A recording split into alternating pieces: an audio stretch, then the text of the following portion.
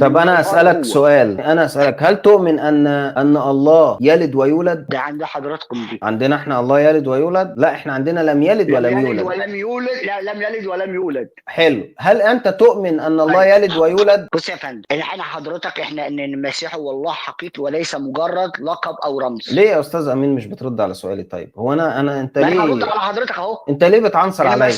ما فيش عنصره صدقني. انا بسالك السؤال ما بتردش، بقى انت تؤمن ان الله يلد ويولد؟ بص يا فندم، ان المسيح مولود من الله، لو هي العباره اللي انت حضرتك بتقولها ولد ومولود، لو تاكد على العباره اللي انا بتكلمها، ايوه انا متفق معاك. خلي بالك ده كلام اباء الكنيسه. يعني بص الكتاب ده اسمه لماذا نؤمن بولايه المسيح، اعداد لطيف عزيز ميخائيل، صفحه 27، بيقول هل الله لم يلد ولم يولد؟ نحن نؤمن ان الله يلد ويولد لاهوتيا فقط. الله يلد ويولد، الاب يلد الابن والابن مولود من الاب، وده الله وده الله وده الله وده الله وده الله وده الله. يبقى النهايه ثلاث الهه يا فندم.